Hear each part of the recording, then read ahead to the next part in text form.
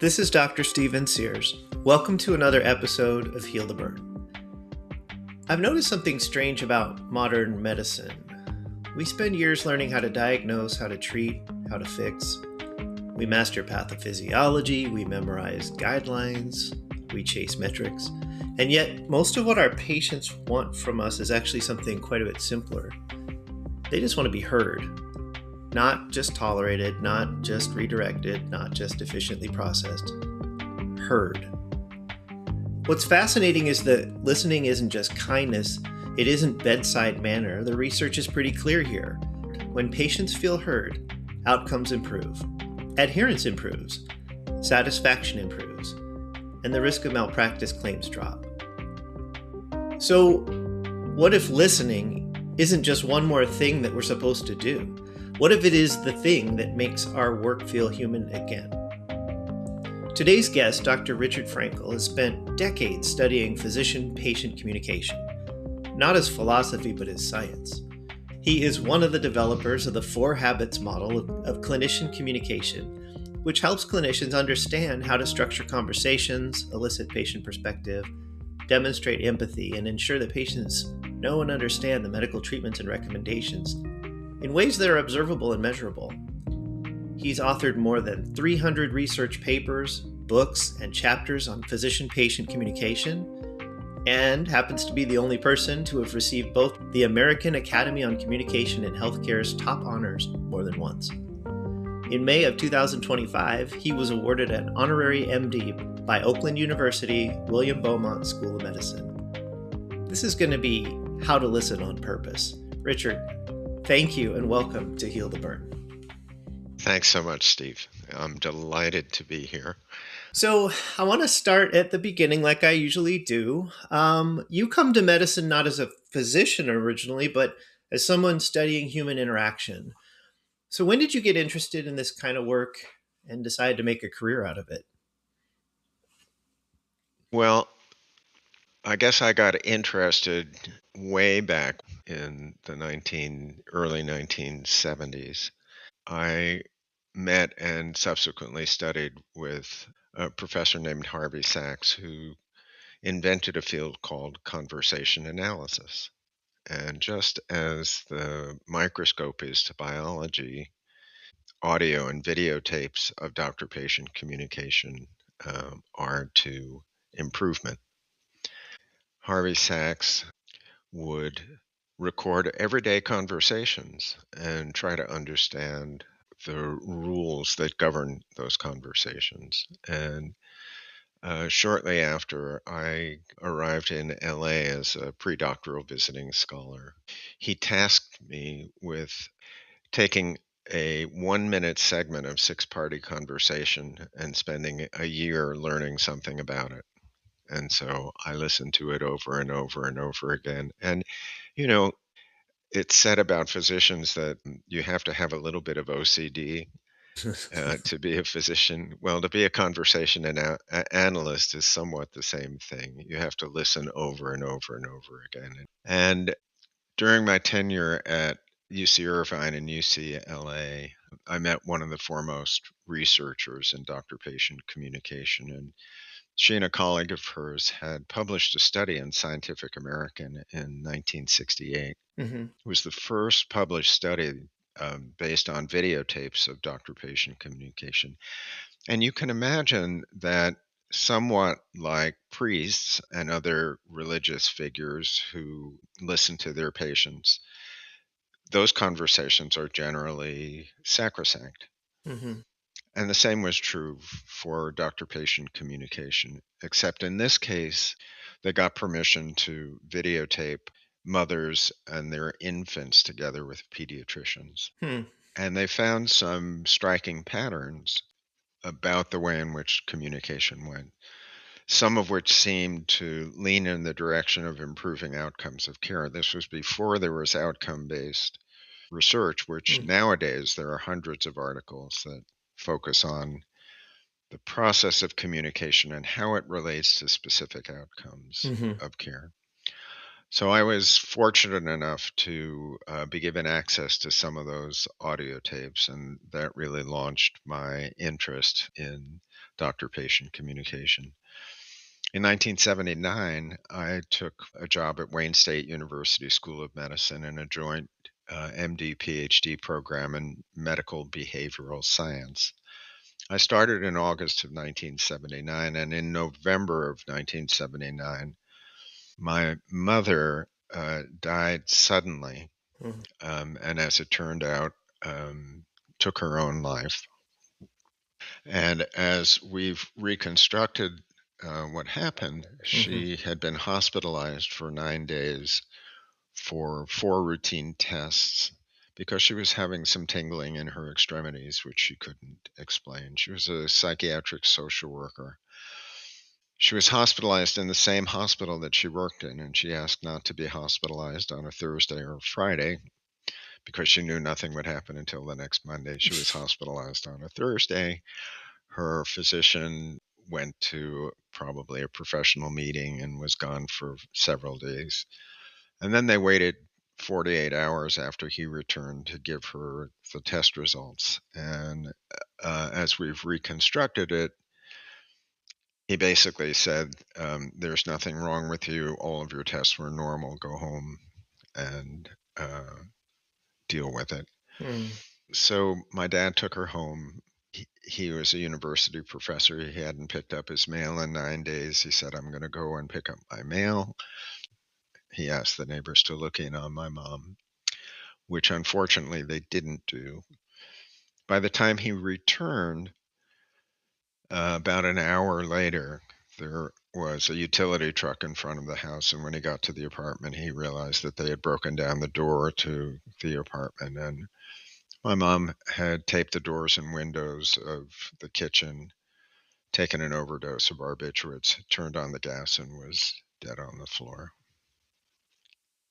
And so this was pretty clearly the kind of communication error that could have been avoided with good training. Mm-hmm. And I was just starting my job at Wayne State. I could see how 70-year-old black women in inner city Detroit were treated, and it wasn't a pretty picture. I Yeah. could see that the residents who I had responsibility for had no clue about how to deliver bad news and no clue about sort of psychosocial aspects of care.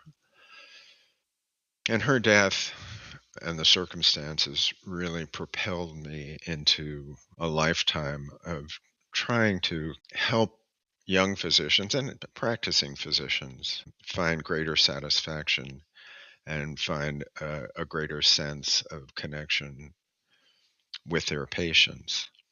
There's a second part to the story, if I Please. may. So 10 years to the day after my mom's suicide, I was in Toronto doing a workshop with about 60 Canadian family physicians who are the equivalent of general internists in the States. And the last exercise of the day was on empathy, and I broke people down into groups of six. And I said, I want you to think about an important event in your life, and then each person responding to that event will use empathy. And so I was sitting outside one of these groups in case I needed to intervene anywhere in the room. And this young Canadian family physician from Northern Ontario, a small town in Northern Ontario, said, about 10 years ago, I was caring for a couple, and I knew the man in the couple was depressed, but I had no idea of how depressed he was. And after seeing both the husband and wife in care, about 3 weeks earlier, I got a call from the wife saying that the husband had hung himself in the basement of the family home. And being the only physician in town, I had to go and cut him down and pronounce him. And the tears were streaming. And he said, in 10 years, I've never told anybody this story. And there isn't a day that goes by that I don't wish that it had been me. There was a colleague of mine who was in the group, and after a maybe a 15 or 20-second silence, she said, "Whatever happened to the wife?" And he said, "Well, it was a curious thing. For the next 8 or 9 months, she came to see me as her physician. And then she moved off to another town and never heard from her again." So my colleague Yvonne said, "Well, did you have any interpretation of that?" And he said, "No, not really." She looked him in the eye and she said, "Did it ever occur to you that the wife had forgiven you for your mistake? And the evidence was that she came to see you and trusted you enough as her physician." And Steve, I have, and maybe you've had this experience as well, maybe a half a dozen times, actually see healing take place. You could see this young physician see the possibility for the first time in 10 years of forgiving himself for what he had done. So here I am. It's the 10th to the day, the 10th anniversary of my mom's suicide. All I experienced after her suicide was anger at the profession. How could you let this happen? Yeah. And then seeing how residents were being trained, I had a better idea of how this could happen. So Mhm. I went up to him afterwards and I thanked him and I said, today's the 10th anniversary of my mom's suicide. You know, I think people who experience this look for a villain, and it's always the physician who becomes the villain in the picture. But I want to thank you for sharing what you did. And so we both got a little bit teary eyed. We hugged, said goodbye. The next year, I was doing another workshop with a feminist family physician friend on adult life development. And so we're setting up for this workshop. And in walks the guy, sits down, goes through our workshop, comes up to me afterwards, and the first thing he says is, "You probably don't remember me." And I said, Right. "I remember you." He said, "I wasn't so interested in adult life development, but I did want to tell you what a good year it's been and how much progress I've been able to make." And I think at that point, I realized that not all physicians are healers and not all healers are physicians. And so, as a life's mission, trying to help people get in touch with that healing part of themselves and make progress both personally and in terms of communicating with patients really has been my life's work. All right. Then there's a third part to the story. The third part to the story is All ears. my mom died at age 70. My dad is now 91 or 92. I can't remember. And I would talk to him every night. The conversations would vary from 3 or 4 minutes to 20 minutes, depending on what we could find to talk about. So I call him and he says, "You'll never guess who called me." And I said, "You're right, Dad. I'll never guess who called you." And he says, "Your mom's physician, family physician, called me out of the blue." And I had already done a dozen workshops at the American College of Physicians meetings on physicians' responses to patient suicide. So I knew why he had called.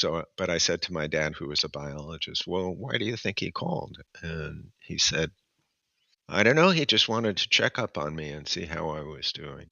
But I know, and other physicians that I've talked with know, that my mom's suicide was still on his mind 20 years later. Yeah. And there was a sort of, sometimes you have to wait to see the results of the work and see that the person that you've excoriated or the person that you've turned into a devil isn't a devil at all. That physicians who lose patients to suicide are second victims in many, many cases. And that's good knowledge to have in working with people who don't always have life and death decisions that they're making, especially in primary care. It may be something simple like a sore throat, but at the same time, it may also be delivering news about a life-altering or life-limiting diagnosis, and knowing the skills really makes a huge difference. It makes a huge difference on both sides of the stethoscope. So that's how I got into the work.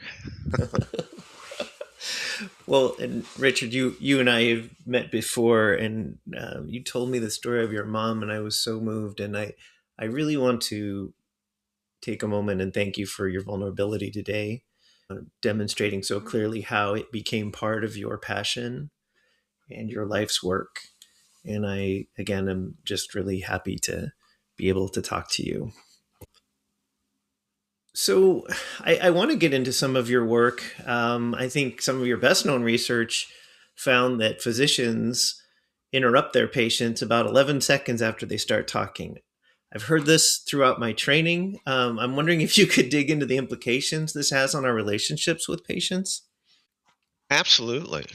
This was a study that my research partner and good friend Howard Beckman and I did and published in the Annals of Internal Medicine in 1984. It was an unfunded study, and we would get together after hours, and I had started recording resident patient interactions on videotape, and we had about, I think it was 74 interactions.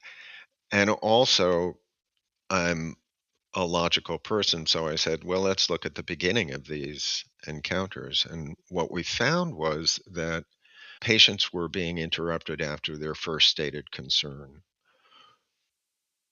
The likelihood is that comes out of hospital-based training where there is a presenting complaint. And the problem is that if a patient has more than one concern, they're unlikely, once they're interrupted, to raise that concern at the beginning of the visit. So we looked at the beginning of the visit and the end of the visit, and it was at a time period when several database studies suggested that patients had, quote, hidden agendas. One of the things we were able to establish was that patients who were interrupted early, after 11 seconds, actually in the first study it was 18 seconds, also were much more likely to raise hidden concerns at the end of the visit. So it wasn't so much that patients were raising hidden concerns as it was that was the only place that they could raise concerns that they hadn't had a chance to raise at the very beginning of the encounter. So basically, the interruption just caused that visit to be longer. It caused the visit to be longer. It caused the visit to focus on the first thing that the patient said. So you might ask me, how can I help you today? And I might say, my knees have been hurting. And you then say, when did you first notice this? And then go into a workup of knee pain. The problem is that that might not be the concern that's uppermost on my mind. It may be that I've been feeling sad and blue lately and like life isn't worth living. But I'm not going to give you that concern first because it's embarrassing, Mm-hmm. or I've been exposed to someone with HIV, whatever it happens to be. Mm-hmm. We actually did a study of older people, and we asked them, how many concerns would you like to ideally like to share with your physician? It was 3. Of the 3 concerns that you have, which is the most important to you? And it was the third concern. Wow. So you can see the logic here is, I'm a general internist or a family physician. I say knee pain, and you work it up. But I haven't gotten to the thing that's really most important to me. You leave the encounter saying, nailed it for knee pain. I leave the encounter saying, never got to my depression. So there's this mismatch with early interruption that causes disruption during the encounter. The other thing is that it leads to premature hypothesis testing. So I might come in, you ask me, how can I help you today? I've been having chest pain. You spend 6 or 7 minutes working up chest pain, at the end of which I say, oh, by the way, I've been having chest pain and my ankles have been swelling. Right. So now it's a totally different decision tree, and I've just wasted 6 or 7 minutes of our precious time chasing a hypothesis that I could have not had to chase had I said, in addition to the chest pain, what other concerns do you have? Well, chest pain is important to me, but my ankles have been swelling. So having that in the first minute gives you a much better way to test hypotheses. So, in a standard 15 or 20-minute clinic visit, how have you taught clinicians to balance efficiency with deeper listening? Well, so I think there are two things. One is how important it is to be evidence-based. I could teach you to do a thorough biopsychosocial workup, and it would take you an hour per patient. That wouldn't be good for you. It wouldn't be good for the system that you work in. So the question is, are there ways of being efficient without sacrificing patient centeredness or relationship centeredness? And there is evidence in that direction. One thing is agenda setting. So finding out all of the reasons at the beginning of the visit that you're most concerned about, prioritizing them, saying, you've got 5 concerns today, Steve. That's a lot of concerns. I'm not sure we can get through all of them today. Which one would you like to start with? Because there's one here that I feel is important for us. If we don't get to all 5 concerns today, I'll have you come back. Mm-hmm. So teaching people how to be a little bit more efficient. The evidence also suggests that if you respond to patient emotion rather than ignoring patient emotion, visits actually take a shorter amount of time. But I think there's a natural fear, probably from medical school training, which has to do with if a patient starts crying, I don't know what to do. So I'm going to avoid at all costs doing something that I don't know how to do or is embarrassing to me. Whereas you seem sad, you seem teary-eyed, you seem upset. Well, yeah, I'm upset. Anybody in your situation would be upset. So there are ways of responding to emotion and also understanding what we and others have called hints at emotion. This isn't saying in so many words what the emotion is, but it's certainly hinting that there's an emotion there and bringing it onto the floor, dealing with it is actually more efficient. Could you But give an example of that? sure, the doctor said it was touch and go. There's no emotion. The person doesn't say, and it scares the living daylights out of me. I think anybody would recognize that that's a hint at an emotion that stands behind the statement. The doctor said it was touch and go. And what we have seen in many instances is where a patient will say, it was the worst pain I've ever experienced in my life. It was like somebody driving a spike through my head. And your knee pain, how's that been? Yeah. And you laugh, but I have examples that go exactly that way, where the Wow. patient is clearly stating an emotion and the physician just doesn't recognize it. I actually think I might have been laughing out of embarrassment for Yeah. fear that I have done that. So you've written about the 4 habits model. hmm And what I'm wondering is if you could explain how that guides a physician's conversation flow.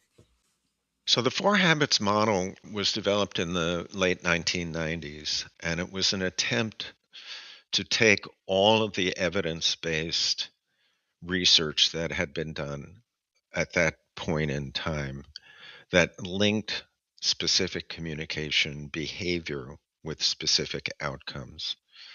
So the first habit is invest in the beginning. And we've already talked about that in terms of giving the patient an opportunity to state all of their concerns at the beginning, negotiate an agenda, and prioritize. The second habit is eliciting the patient's story, the story of illness. And here again, the evidence points to, as you said in the opening, the importance of patients feeling as though they're being heard. And so much of what we teach and learn in medicine has to do with strings of yes no questions, Hmm. especially in the review of systems, for example. But using silence and what we call continuers, shaking the head, go on, are all ways of encouraging patients to tell the story. And in many cases, giving a patient an uninterrupted opportunity to tell their story gives you a more complete clinical picture of what the patient's been experiencing. Whereas interrupting during that and starting to ask a lot of closed ended questions interrupts the patient's flow and the patient's sense. Now, are there patients who will go on and on and on and on? Of course there are. And so there are also ways of redirecting patients back to the story that they started to tell. So, how to respectfully redirect a patient. And if the patient is cognitively impaired, the open ended suggestion that I'm making doesn't work very well. You have to be much more concrete with somebody who's got a cognitive impairment. Hmm. So it's not a one size fits all, but the general idea is to be respectful of hearing the patient's story of illness. It also, when you come to prescribing a treatment regimen, knowing the story of illness is often very, very helpful in terms of increasing the probability of adherence. Hmm. So, being able to tie the recommendation to some part of the story that the patient is told is really helpful. The third habit is demonstrating empathy. This is the area that physicians, I think, have the most difficulty with. And it's an area that can be taught, learned, and put into practice. We did a study that appeared in JAMA many years ago where we looked at what we called empathic opportunities. Again, a patient hints at an emotion. Hmm. The doctor said it was touch and go. Well, how was that for you? Or that sounds like it must have been difficult for you, as opposed to tell me about your knee pain. So we know that demonstrating empathy has a profound effect on building relationships. In the malpractice work that you and I talked about, we found that empathy was a risk reducer in terms of malpractice being brought in the face of a poor outcome. And there's in the literature a theme about third year medical students losing empathy. There have been various hypotheses about why that is. My own personal hypothesis is pretty simple. It's because it's not a skill that's being taught. Mm. And without tools, responding empathically doesn't necessarily come as naturally as it might if you're not in the physician role. You may be aware that we did a study at Cleveland Clinic where we taught all 4,000 physicians a version of the four habits. And the outcomes were that patient experience scores went up, which was a good sign, and physician empathy scores went up, in part because one of the teaching modules is teaching empathy. So it may be less that students are falling into being more beast like and less empathic, and more the fact that it's not a skill set that's being taught, or if it's being taught, it may not be being taught well. And then the fourth habit is ensuring that patients understand the recommendations that are being made. Also, delivering diagnostic information, good news, bad news, and no news. And sometimes what we think is good news may not be so good from the patient's perspective. Or when we think a patient's spouse has died after a long and complicated illness, and we are saying things like, oh, this must be so difficult for you, rather than being more open ended and saying, how is this for you? And finding out that there's actually relief in that the patient had suffered for so long. So there's a concept called the teach back or the talk back. It was developed in the nuclear submariner world as a way of ensuring that orders from the bridge to whomever were completely understood. And it involves, and it's used in commercial aviation. So if I'm air traffic control and your flight 343, I say flight 343, change heading and vector for traffic. You can't just do it.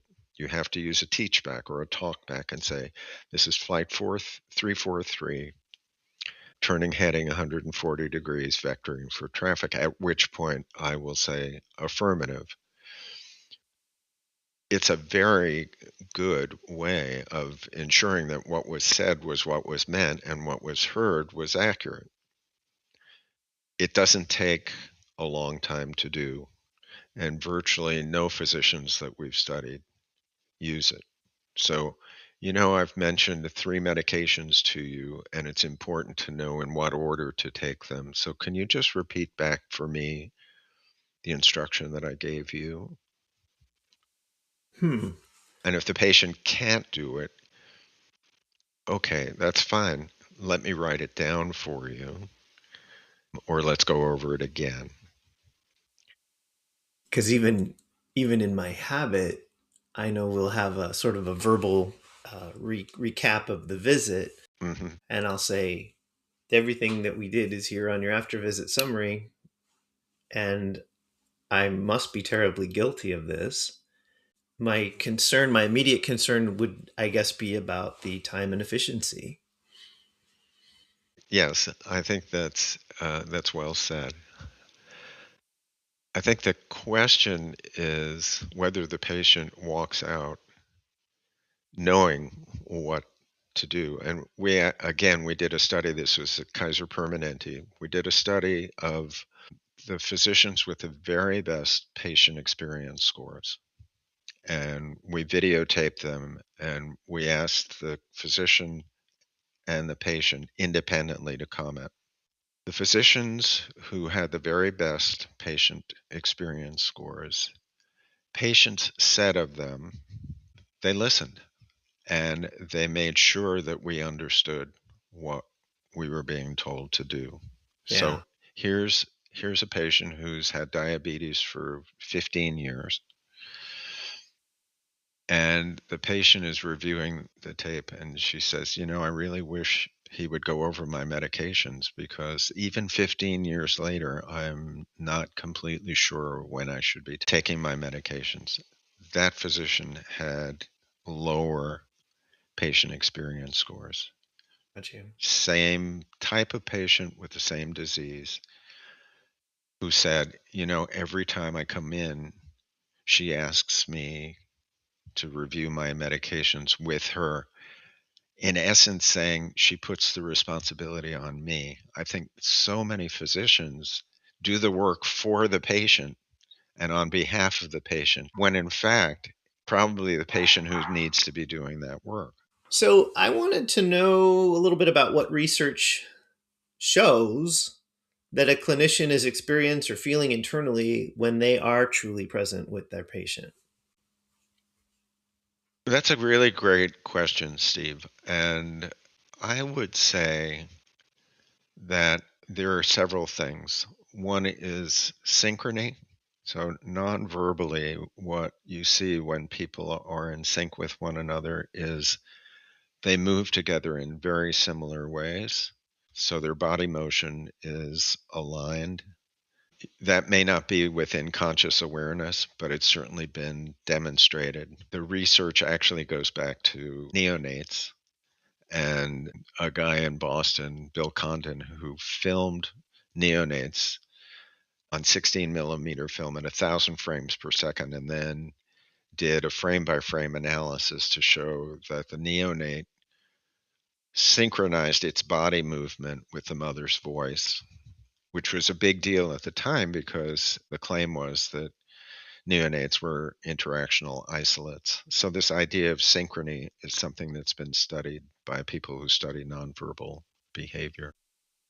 I think there's a kind of resonance. I've always wanted to start a residency program for physicians.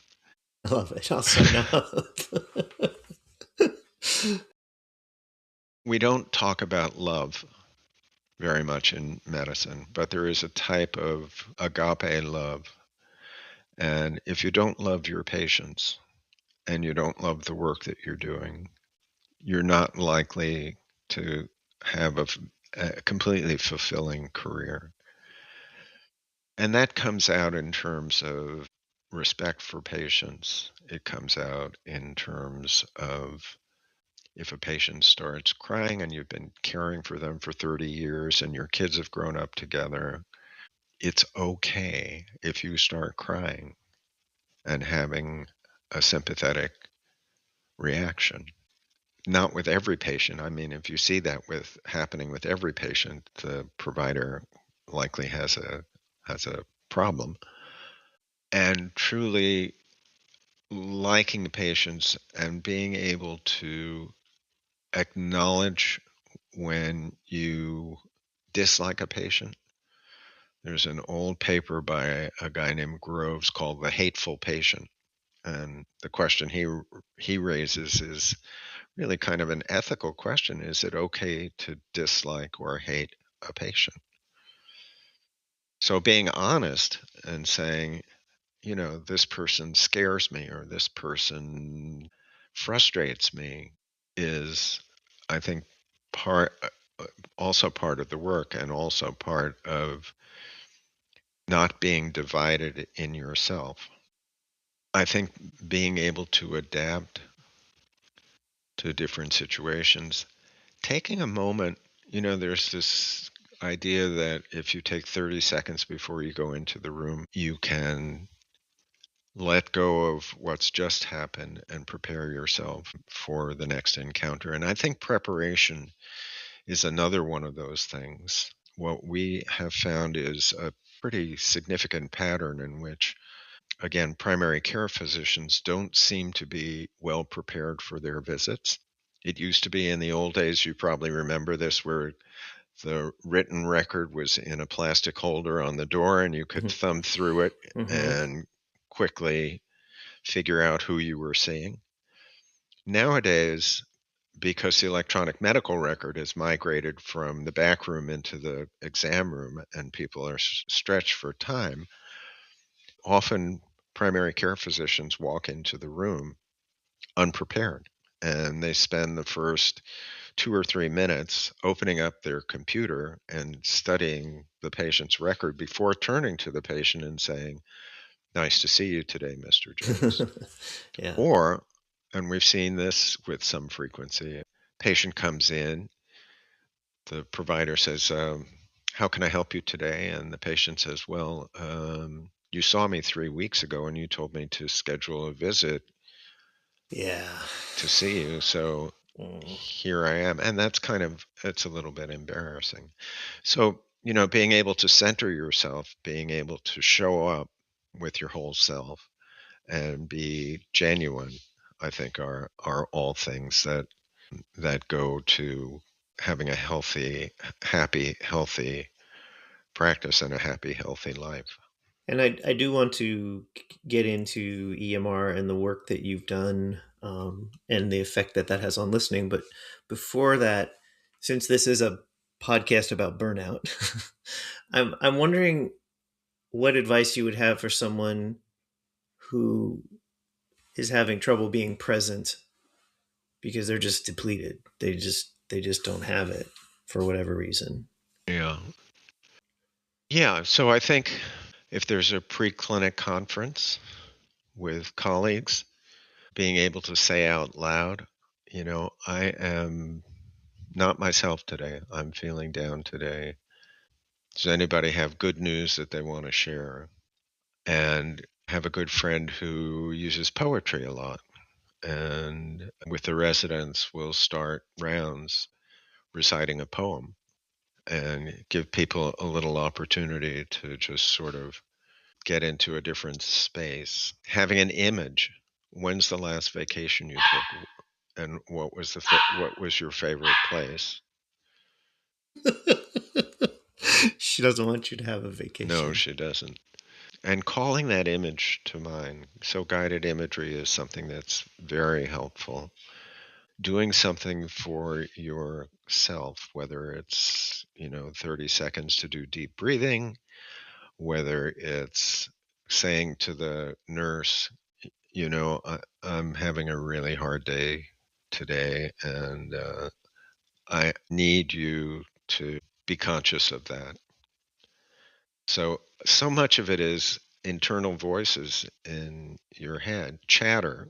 And there's actually a good book called Chatter. And what it's about is the negative voices in your head that take over and say, "You- you've never been any good," and all the negative things, and how you can replace that with positive chatter and positive imagery. It sounds hokey and it sounds touchy feely.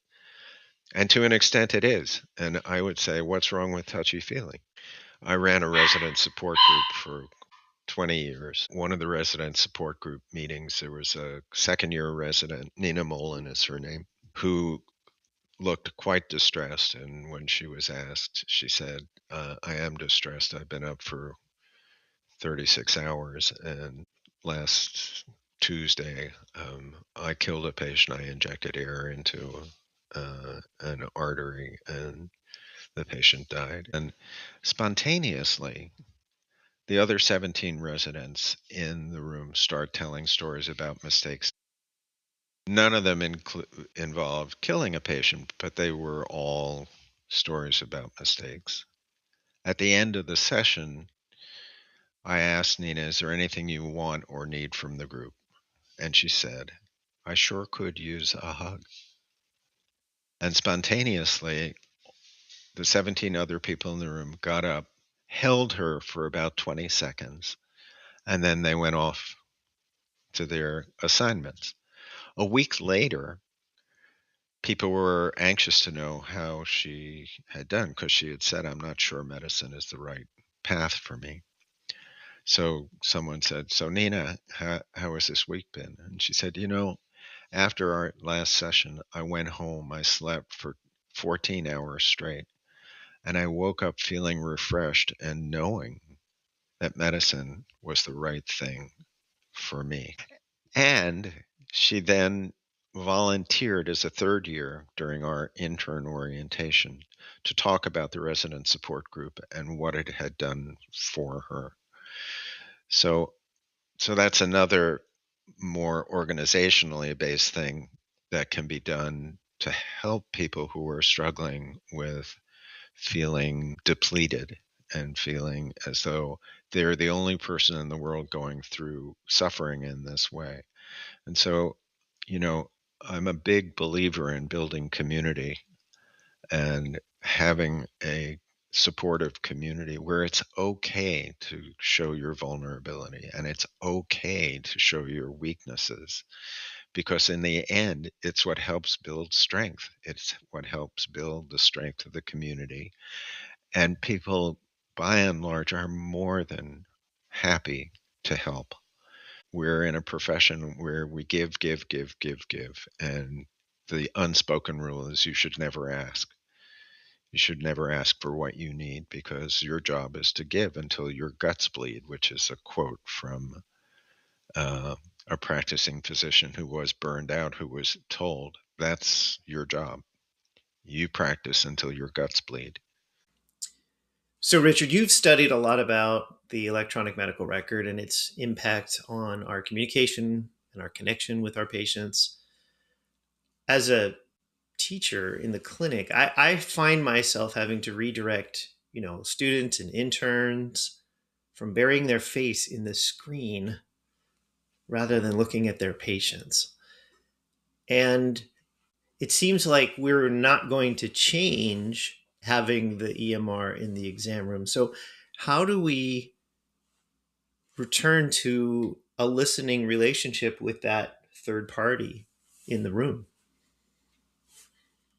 That's a great question, Steve. And I think there are a couple of background things that I would say. First, although this has changed somewhat, the most intensive relationship that a first and second year medical student has is with a dead person, it's with their cadaver.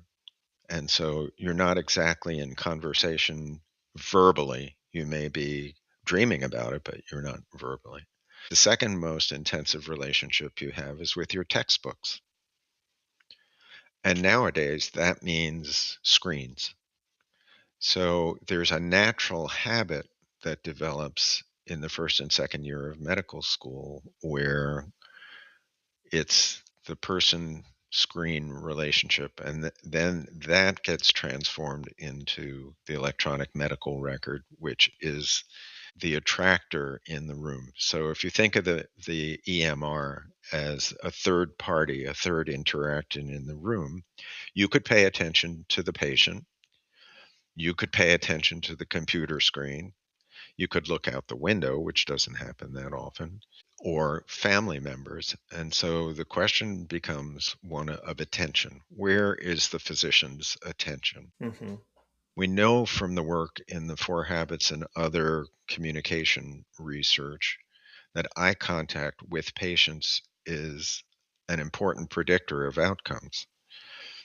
What we've seen in our studies is that some physicians spend as much as 80% of their time interacting with the computer screen and 20% interacting with the patient. And we know people like that. Yeah. It turns out that it's more likely a male phenomenon than a female phenomenon. So if you watch women physicians interact with the computer screen in patients, what you'll see is a pattern in which they're typing away for 15 or 20 seconds, and then they'll look up and to the patient, not necessarily say anything, but they'll establish eye contact and then maybe go back to what they were saying. Mm-hmm. If you've ever watched boys play video games, once they lock eyes on the computer screen, that's it. That's it. You don't Yeah. see any turning to whatever else may be going on in the surround. Mm-hmm. So these are habits, and they're habits that can be altered Hmm. with training. They're unintentional in some cases and unconscious in some cases. So you may have to work hard, especially at the beginning when you walk into the room. We have many videotapes of physicians walking in, going to close the door, and greeting the door rather than the patient. Wow. So you can teach people to close the door, take a breath, walk across the room, sit down, look at the patient, and greet them. It may take 2 seconds longer, but in the end, it builds the relationship. And that's the important part of, especially in a primary care setting, since basically primary care physicians talk for a living. So this might be a ridiculous question, but do you think there would be any use or possibility of a benefit if healthcare systems incentivized listening? Absolutely. I mean, this is actually a deep question because prior to the establishment of Medicare and Medicaid in 1963, I think it was, the average general practitioner made $12,000 a year. The average specialist made $15,000 a year. 2 years ago, Forbes did a study of primary care and specialty care. Specialists made 5 to 7 times more than primary care physicians. That goes back to the establishment of Medicare and Medicaid and the specialty societies cutting the primary care physicians out of the family business. So what got paid for was procedures. What didn't get paid for was cognitive work, talking to patients. And that gap continues to this day. It's one of the reasons that primary care is not as popular a specialty as neurosurgery. So if some smart person was able to incentivize paying for listening, and that's actually what Kaiser Permanente did when we taught the 4 habits at Kaiser Permanente. The physicians who participated in the program were each paid, I think it was $5,000 at the time. This was in the 90s. So that was an incentive for them. And then we had good evidence that it made a difference in patient experience scores. We didn't track physician retention or physician satisfaction, though if I were to do it again, I certainly would do that. So where do we go from here in terms of increasing our communication skills? Well, I'm going to go for a walk with the dog. I think the same human dimension that makes the profession attractive to people, the same desire on the part of young people to be of service, to truly know their patients, and in that knowing, learn about themselves. Mm-hmm. I think that fire still burns brightly. And I think about, Bud Isaacson as the executive dean did at the Lerner College of Medicine, where 100 curriculum hours are devoted to the humanities. And I compare that with schools where there's 1 hour devoted to the humanities. I won't name the school, but I'm an optimist. And I think, like everything else where there's an innovation, it's not the innovation itself, it's how it's used. The electronic medical record came into being not to improve communication. It came into being for billing purposes. Exactly. And outside of the United States, in other countries, billing is not the issue. And so the electronic medical record plays a different role. And I think people will be creative with artificial intelligence. And I don't know exactly what shape that will take. And again, like so many other things, I think there are the doomsayers and who say the sky is falling, the sky is falling. Well, it's here, and we might as well investigate the best possible use AI that we can find. I will tell you that we have a small study where we're taking student essays, first year student essays, about their experiences of becoming physicians and an experience that's changed their idea about what it means to be a physician. And we have an internal AI framework that we've used to compare what AI says with what the students are saying. Hmm.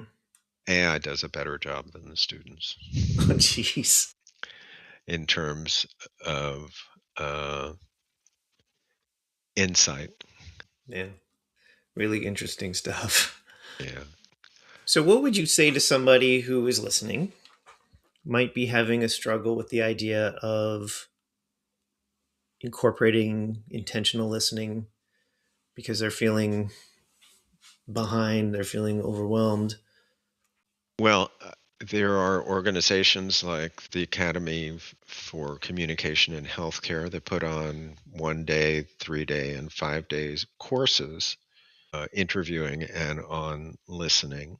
I think it's important to keep in mind that any new skill, there's a run-in period, and you're likely to be much less efficient at the Mm-hmm. beginning. So, not giving up too early, fighting for time to learn the new skill if it's work related. I think another thing is if there are people who are known to be experts in listening, asking if you can observe them. Mm. Spend, an hour. This is going to maybe take time out of your busy schedule. And it may be an investment because if you're taking time out of your schedule, you're taking money out of your pocket. At the same time, I think the benefits most certainly outweigh the costs. I'm thinking of an intervention that we did with physicians in the Hill Group in San Francisco. We were asked to work with a group of physicians of different specialties who had very low patient experience scores and were in danger from a malpractice perspective. We taught them a single skill, and the single skill that we taught was agenda setting. Find out what, at the beginning of the visit, all the concerns that the patient has and what's most important to them. And I remember getting a note from an ophthalmologist who said, I've been practicing ophthalmology for 35 years, and in the space of 2.5 hours, you changed the way I practice medicine for the better. And I feel so much better about what I'm doing simply by learning a single skill. I often get asked to assess physicians who are having difficulty communicating, and it's like doing differential diagnosis. You have to figure out, so what's the root cause of this person's inefficiency? Are there ways that we can help this person to become more efficient and more satisfied with what they're doing? If you've just fixed the skill problem, you haven't fixed the larger problem of the person's sense of themselves and their personhood. I feel particularly lucky to have spent a career working shoulder to shoulder with physicians, some of whom are close and dear friends, many of whom I've had the opportunity to work with. It's the rare, rare, rare physician who does not want to improve and does not want to do a better job. People work too hard to get into the profession. Mm-hmm. And, Mm-hmm. you know, there are certainly bad apples, but for the most part, it's a group of people who want to serve. That's very hopeful. Richard, I want to thank you from the bottom of my heart for your time today. This has been a fantastic conversation. I feel like we could go on. You're more than welcome, Steve. It was a delight meeting you our first time, and we made an instant connection, and I think that got deepened Do you today. think our movements are synchronized? I do. I do. Listening isn't just a soft skill, and it's not one more burden to carry. As Richard reminds us today, it's part of the work itself. It's measurable, it's teachable, it's practical, and it's deeply human. Maybe that's why it matters so much in a conversation about burnout, because when we listen with intention, we're not only helping patients feel heard, but we're protecting something essential in ourselves. In a system built for speed, attention can feel radical, but it may also be where the healing begins. If this episode resonated with you, please share it with a colleague. This is Dr. Stephen Sears. Thank you for listening to another episode of Heal the Burden.